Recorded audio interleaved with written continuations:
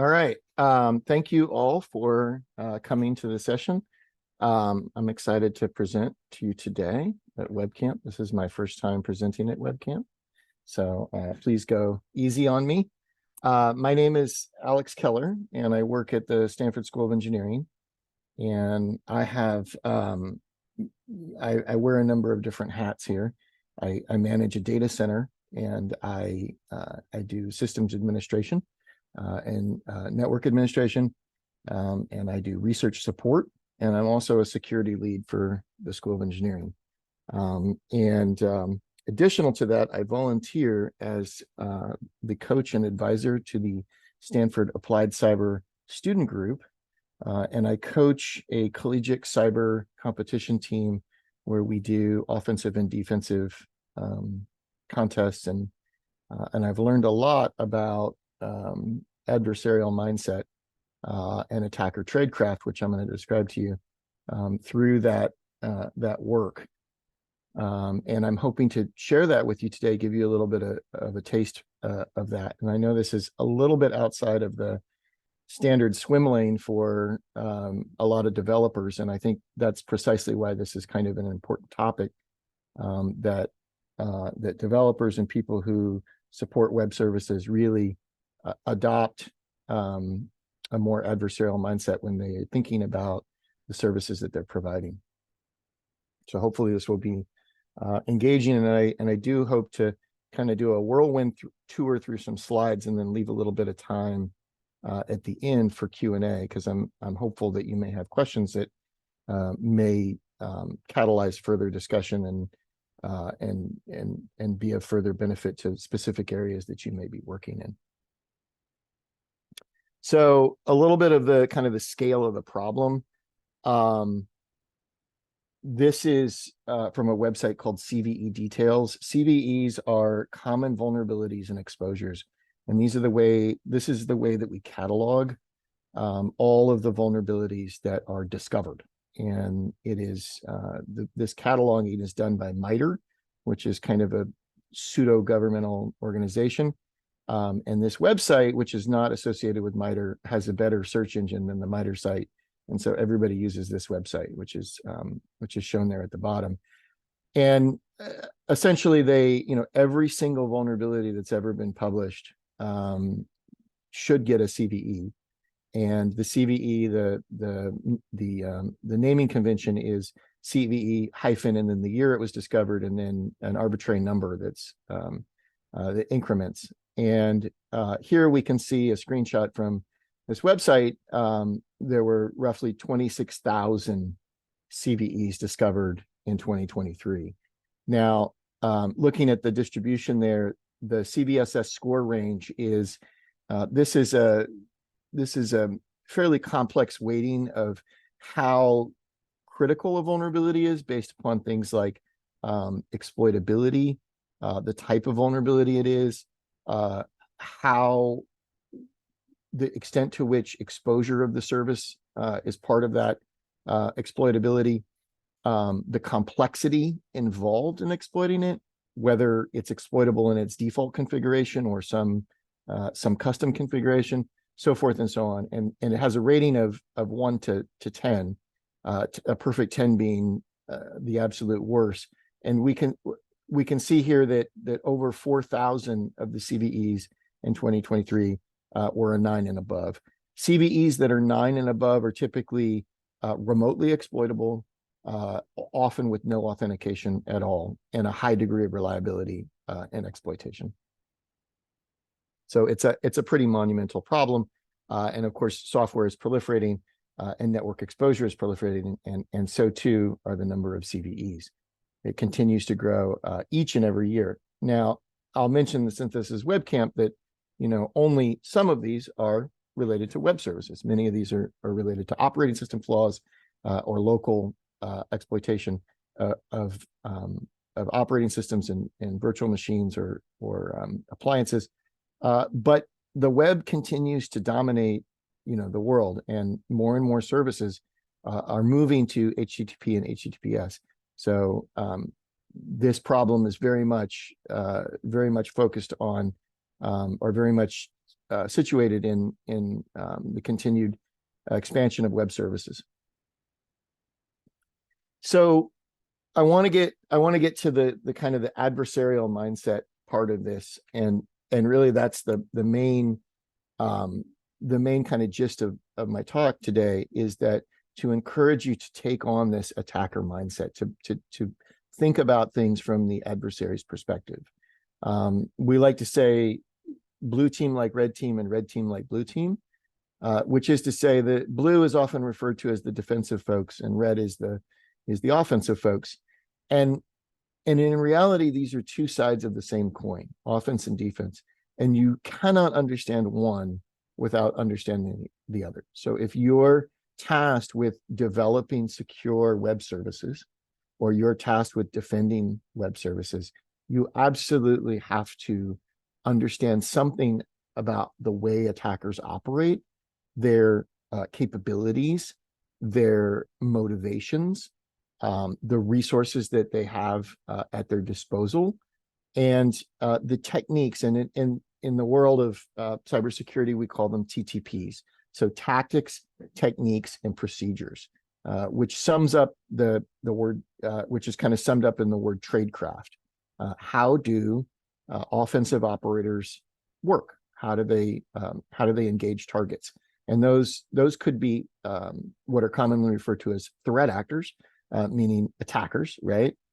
People who are conducting malicious activities, or it could be in the form of ethical hackers, people who are tasked with performing penetration tests or red teaming. And this is a common thing now within the industry, to have people act as threat actors and take on the attacker role in order, presumably to find the weaknesses in systems before the bad guys do.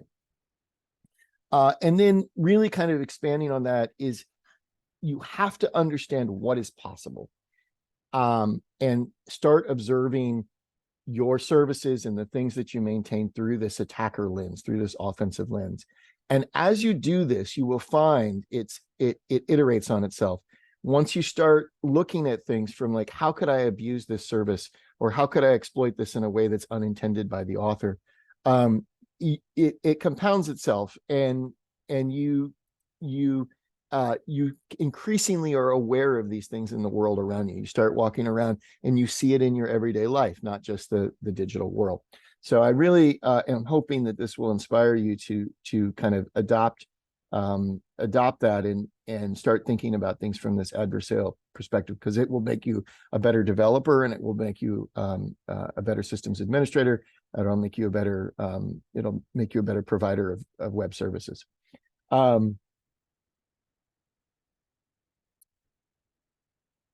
So when you're looking at vulnerabilities that may be present in your systems, I want you to ask these questions. Is there some sort of public or in the wild exploit available for this particular vulnerabilities? Can it be remotely exploitable? Can it be exploited without authentication? And could successful exploitation result in the exposure of sensitive information, a remote code execution, which is commonly referred to as RCE? And if any of these things are true, and especially if multiple of them are true, then it is exceedingly important to pay attention to that. So who are the threat actors that we're talking about? And I'm gonna give you, before we get into the actual attacks, I'd like to talk a little bit about who these folks are and how they differ.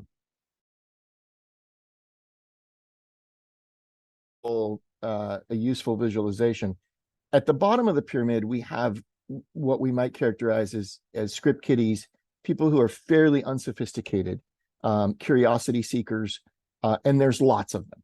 Okay, so hence their position at the bottom of the pyramid, a large block there. Above that, you have sort of your low-level criminal actors, right? People who are engaged in typically uncoordinated fraud. And that could be everything from credit card fraud to identity theft, to various phishing scams, credential stuffing, so forth and so on. Above that, you have kind of organized, what I'll call organized crime or cartel-based activity. Some of that looks more like a legitimate business. So in many cases, these organized crime groups are operating out inside countries outside of the United States, in many cases in countries that don't have an extradition treaty with the US. And they operate, as long as they don't target their own citizens, they operate largely with impunity. So law enforcement in those countries will not go after them as long as they don't target domestic citizens. And these folks tend to be can be fairly sophisticated and organized. So you have, in some cases, you have a building, a real building, brick and mortar business. People come in at 9 and they leave at 5.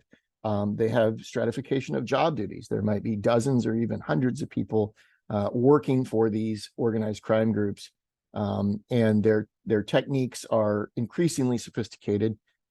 Many of these groups were engaged in like a whole raft of different sort of criminal activities over the last 10 years.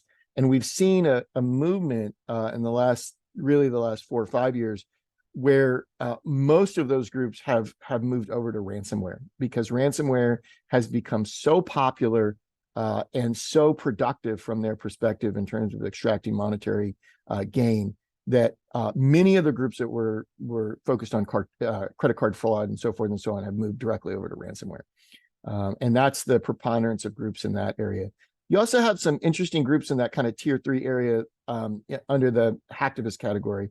So this is groups like LulzSec or Anonymous that may have motivations that are not necessarily financial or fraud-based. They have some sort of political agenda or a social agenda, and some of those groups can be fairly sophisticated. Above that, we get into kind of quasi-government groups and hack-for-hire groups. So these are in some cases very sophisticated operators who are developing their own 0 days, as we call them, vulnerabilities that are here before undiscovered, covert malware, command and control infrastructure, so forth and so on. And these groups often go, have the moniker we use is a hack for hire company. So they may be operating legally within their company or not, or inside their country or not, and they are essentially selling hacking services, hacking as a professional service, and developing malware and other infrastructure to facilitate offensive activity. Groups like the NSO group are a prime example of this. The hacking team, FinFisher, are all kind of hack for hire groups. And those groups, interesting, in the last 4 years, 5 years, have approached what we call APT level. APT is an overused term, advanced persistent threat. These are threat actors that have, it just means that they're threat actors that have significant capabilities, lots of resources, and they are patient. And it's an overused term in the industry now, but it's one that's difficult to get away from. So you have these hack for hire companies, and then above that, you have your state-sponsored attackers, your nation states, right? And that's the top of those nation state actors typically is going to be China, Russia, the Israelis, and then kind of at the top of the pyramid are U.S. agencies like the NSA and the CIA. And I'm referring to all these as threat actors because it depends on where you're positioned, but any of these actors can be a significant threat to you. And the reason I bring this up is because these groups have different motivations. Those at the top of the pyramid are really interested in specific targets. They are going after very specific people or entities or companies or other government agencies that they are interested in compromising, typically not for monetary gain. And as you move down the pyramid, you're looking at threat actors who are engaged in activity to target, to more kind of unilaterally target, optimistically target anybody who kind of fits a profile, typically for the extraction of money, fraud. And that's important because that's going to, depending on if you're a commercial entity or you work in higher education or a nonprofit, that is going to have some implication for the types of attackers that you're going to have to deal with. So what are the tactical objectives of these attackers? And by tactical, I mean not what is their end game, but what are the immediate things that they are trying to achieve when they're attacking your website, or your web service or your infrastructure. And these four kind of sum up, not all, but some of the major categories. Certainly data access and exfiltration of sensitive data. And that could be financial information, but it could be personally identifiable information or protected health information. And there's various ways that can be monetized. Hashes, password hashes, they can crack. If they get into your website, they can abscond with the hashes possibly, and then crack those, maybe sell those on the open market on the dark web. Remote code execution. So this is the ability for the attacker to execute their code on your machine. And this is if they can get that, then they can effectively control that system, and that allows them far more capabilities beyond just exfiltration of data. Ultimately, if they can get remote code execution, their interest here is to get a shell. So meaning that effectively they can control the machine directly. And usually this is what's called a reverse shell. And the reason that attackers like reverse shells is primarily because firewalls and network devices, it is very common for things to block things inbound, but allow all traffic outbound. And so if you have, say, for example, a web service running on a server in the cloud or on premise, and you're doing due diligence from a defensive perspective, only the web service, specifically like port 443 TCP, should be exposed to the external world, right? That's the public site that you're providing. Well, and so you've configured the firewall to only allow inbound traffic on 443. But most firewalls will allow all outbound traffic, really, under most protocols and ports. And so what the threat actor is going to do is they're going to compromise the web service, and they are going to spawn a reverse shell back out to their system so that they can control the machine that they've compromised. And then abuse of resources. So this is a threat actor who's going after a financial institution. Obviously they're probably interested in some sort of theft of credit cards or transferring money, so forth and so on. But at a university, we have a reputation for having probably an earned reputation for having lax security, but we also have very powerful computers, and we have very fast networks. And so for an attacker, that could be a strategic goal of theirs to gain control of machines on the campus infrastructure, and then use those machines to conduct attacks on other entities, so that when law enforcement gets involved, they track it back to the university and instead of back to the attacker. Or they may conduct other criminal enterprises like abuse the email systems, or send spam or phishing out, conduct DDoS attacks, distributed denial of service attacks, and use the processing and network capabilities of the university to whatever end that they desire. We had I'll tell you an interesting anecdote. A couple of years ago, you may remember that Apache Struts had a number of vulnerabilities that were deserialization vulnerabilities. Well, we had a machine, actually a couple of machines that were compromised by an external actor who set up cryptocurrency miners. So they attacked the web service, They compromised the web service through the struts vulnerability, and they installed their own cryptocurrency miner on the machine, where the CPU was being harnessed to mine Monero, which is it's a less traceable alt cryptocurrency coin, and then they would submit the proof of work to the cryptocurrency exchange and collect the money on the back end, transfer that out. So they're abusing resources at the university for financial gain. This particular attack was interesting because we were able to find the script that they had run on the machine, and it turned out that the first thing they did after they exploited the struts vulnerability was they looked for other cryptocurrency miners already on the machine, and then they terminated those processes, set up their own cryptocurrency miner, and then actually made a configuration change that mitigated the struts vulnerability. So they they got rid of anybody else who might have already gotten to the machine, set up their own miner, and then effectively patched the system so that the next group that came along wasn't going to be able to remove them.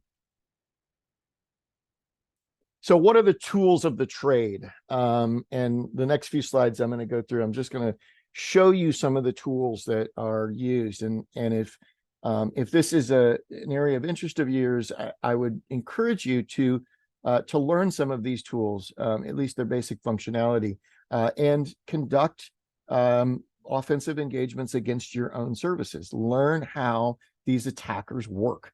And by using these tools and learning those TTPs, those tactics, techniques, and procedures, you will be far better educated on the kinds of threats that you're facing right now, whether you know it or not.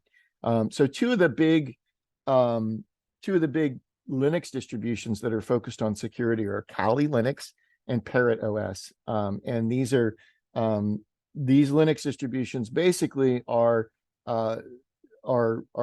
solely focused on security operations, and are typically used by security researchers. They're also used by malicious actors.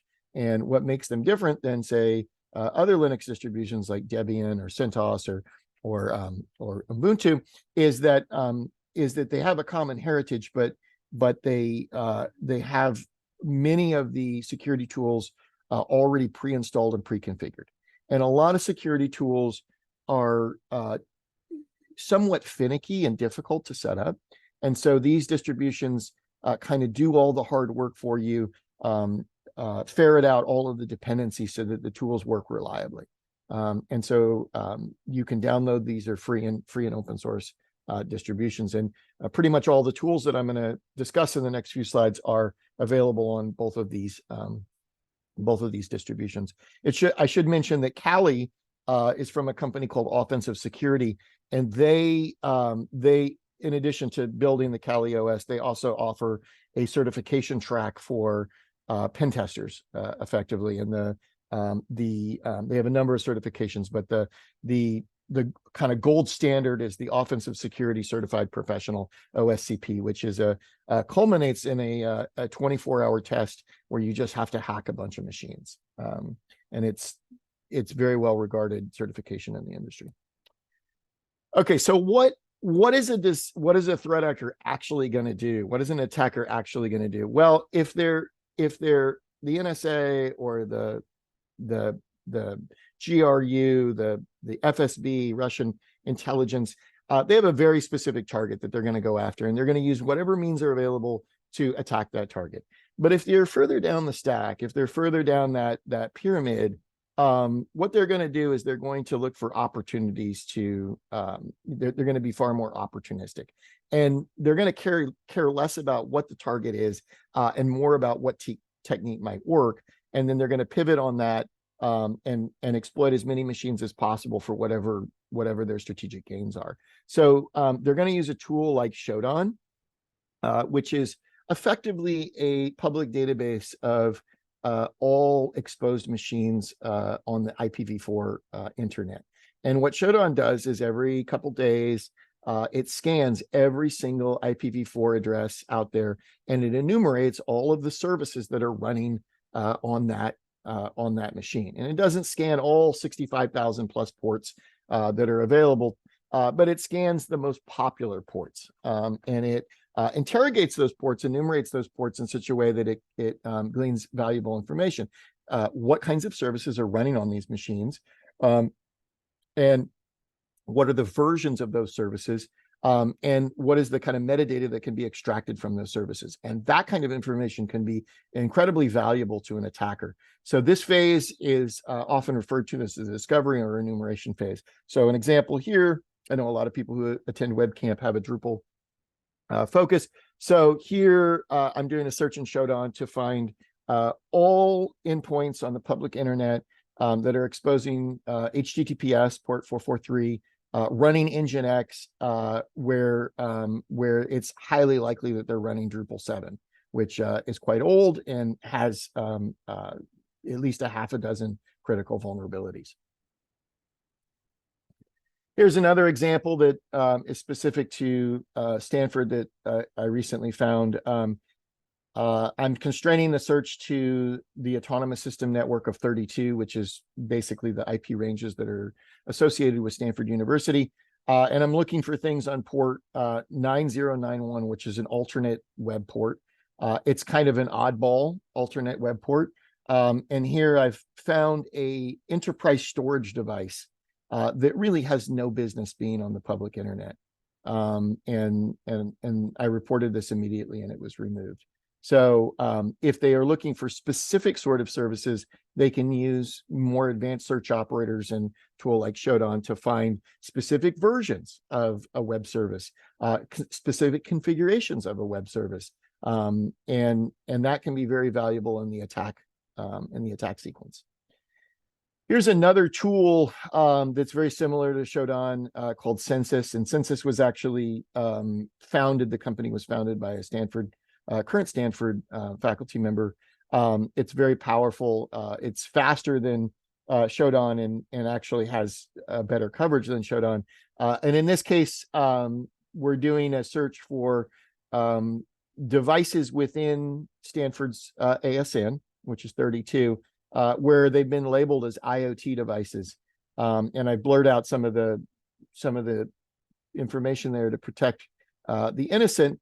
But this was a recent search that I conducted, and what I found, starting in the with the bright sign in the upper right-hand corner, that is a digital signage system with default credentials that's on the open internet that you could just log into and manipulate.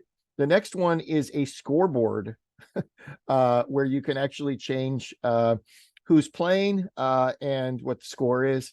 And then the other one, the one at the lower area there where I blurred it out, that's actually a high resolution webcam looking down inside of a athletics facility at the university. All of these have been dealt with recently. But they don't even have to use an advanced, tool like Shodan or Census that's scanning the internet to find vulnerabilities. They may do something as simple as Google dorking, which is a term used to describe using Google to enumerate potential security exposures and vulnerabilities. So I've got two examples here. We're going to use the search operator site /stanford.edu, and then we're going to constrain that search to index of /. And this is going to find all web services where directory listing is turned on that Google has indexed. This is there is so much sensitive data out there that's exposed through directory listing. It's really hard to describe how terrible and how easy that sort of exposure is to exploit. And you don't need any special hacking tools to do so. So I think it's the point I'm hammering home here is that just because a attacker is on the lower side of that pyramid, the less sophisticated side of that pyramid, does not mean that they can't cause really, really profound damage to a company or organization. Many of these techniques are not even hiding in plain sight. They're freely available. Another example would be constraining to a specific domain and then looking for specific file types. So show me all Excel spreadsheets with the word confidential in them. So once a threat actor has once an attacker has kind of done this discovery phase, right, where they're looking for specific vulnerabilities or specific products that they know to be exploitable, and a lot of these attackers will kind of specialize in specific, they specialize in exploiting WordPress, or they specialize in exploiting Drupal, or they specialize in exploiting remote file inclusion, or any of the kind of like popular CMSs or specific techniques in the kind of OWASP top 10. And so they they're more like technique specific, and they're going to throw as wide a net as possible, right? And so here we see an Nmap scan. They're engaged in scanning, and they've identified a specific IP address that they're going to scan, and they're going to use Nmap to enumerate all of the services on there and find out more about the specific services. Effectively, Shodan and Census are conducting Nmap scans at scale. But once the attacker has identified a specific machine they're interested in, they'll use Nmap, and Nmap is incredibly powerful security tool. If you're not familiar with Nmap, you should be. And I put Trust But Verify up there. If you're a web developer and the firewall team has told you, hey, we firewalled everything off, don't worry, we've got it all covered. Trust But Verify. It's super important. So run an Nmap scan or go to Shodan or Census and verify that the only ports, the only services that are open are the ones that you are intended. I don't know how many times somebody has told me, oh yeah, we firewalled it off, and it turns out that was not actually the case. I provided some links there, and I'm happy to provide this slide deck as well. So there's also web service specific utilities. So pretty much any of the really popular CMSs, especially open source CMSs, are going to have a specific tool that's used just to attack that particular CMS. So I've got a screenshot of WP Scan there, WordPress scanner. It's going to enumerate WordPress and try to find any vulnerabilities that it can find, and let you know how to exploit those. There are many of these, and some of them are updated more frequently than others. All of these tools are open source, readily available, most of which are already installed in a distribution like Kali. They're going to engage in directory and path fuzzing on your website. So these tools are intended to fuzz for specific directories or files or paths or session IDs that may be present in your web service. And some of them are very, very powerful, so that each position in a URL, whether that's a directory or a file, can be independently fuzzed at a high rate of speed. And what I mean by that is, let's say that you have a session ID that's incremental, right? It's not random, and it's maybe it's too short, right? A tool like this can very, very quickly find any sort of flaws like that, enumerate them, and allow an attacker to take control of a specific session, or find directories that may in fact be available for direct object reference, so /backup /data /whatever, where they can directly access files that they probably shouldn't have access to.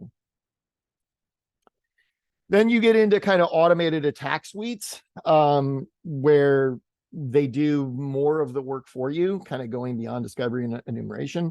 We don't have enough time to go over all these, but Metasploit is probably the most popular of those. Metasploit has literally thousands of exploits baked into it. And I've launched, in these screenshots, I've launched Metasploit and done a search for any Drupal exploits, and it shows me there that there are 7 pre-canned Drupal exploits that Metasploit is capable of using. And using one of those, and I picked in the second screenshot, I'm using the first payload, or the first exploit, which is for Drupal Geddon 2. And you can see I just need to fill in a couple options there. And then I'm just going to type run or exploit. And if I'm successful, it will actually give me a reverse shell back automatically. If it's not already in Metasploit, that's no problem, because if there is an exploit floating around, somebody has probably published a proof of concept on GitHub. So if you have a specific CVE that you think is troubling, or your service is potentially vulnerable to, you could just perform a Google search for CVE, the name of the CVE, and then POC or exploit, and you're liable to find something like the screenshot on the right. This is Webmin is a popular web front end for managing Linux machines. This is a CVE from 2022 that'll give you a reverse shell on Webmin. If not on GitHub, there are other sites like Exploit Database, which contain troves of pre-written exploits, some of which are pretty low quality, and some of which are pretty high quality for many of the CVEs that are out there. Let's say that there isn't a POC, or that that we're talking about 0 days. How's an attacker going to really look at, or let's say that you're running a custom web service for which there's no known CVEs. Well, they're going to use a manual fuzzing application. The most popular by far is Burp Suite, which has a community edition that's free. There's also a open source kind of product that's a little less polished called Zed, which is published by OWASP. Both of them are quite capable. And if the screenshot there, you can see that looks a little like, say, for example, the developer tools in Chrome or Firefox. It's precisely that, but it allows you a lot more capability. So you can intercept the requests. You can change the information, the get, post, put requests that you're making. You can inspect what you're getting back, and you can manipulate those interactions with the web service at high speed, and you can fuzz those things. So you can get there's a whole just an insane amount of capability in Burp Suite for fuzzing web applications, and this will be the go-to for an attacker who's targeting a custom web application. I'm running out of time, so I'm going to skip through this pretty quickly. Once they gain control, once they get a reverse shell on your system, they're going to engage in privilege escalation, which means if you've done your due diligence, you're not running your web service as root. You're running it as Apache or Nginx or some other web service. And so what they're going to do is they're going to try to privilege escalate from that less privileged user, to root. This is a whole world unto itself, and privilege escalation can be as complicated really as the initial attack sequence, if not more. Then they're going to try to establish persistence. So they're going to try to establish themselves on the machine such that if you find the artifacts, the indicators of compromise in the machine, that they have multiple ways to get back in. And so they'll set up, there's many different forms of persistence, but they're essentially going to embed themselves deep in your system, so that if they are discovered or the system gets rebooted, that they maintain access. And they're going to set up a covert command and control channel. So they're going to set up a C2 command and control back to systems on the open internet that they are able to manipulate that machine from. And at this point, you're kind of in deep trouble. So I've got some links there on how to become your own APT, right? How can you learn this stuff in a way that's going to make you a better defender, a better developer, and a better systems administrator? And so I provided the first document is a primer that I wrote that covers some different approaches to learning this, and then I've included some labs there. And we actually have, at Stanford, a number of labs that I've set up for learning offensive security. So if you're interested in those, you can contact me offline, and I'd be happy to facilitate access to those. And I think I'm almost out of time, but I am open to Q&A. So I hope that gave you a little bit of taste of what a what a attacker, kind of the process that an attacker might go through to target your systems, and maybe a little bit of inspiration to go and better understand those attack techniques in the interest of securing your systems.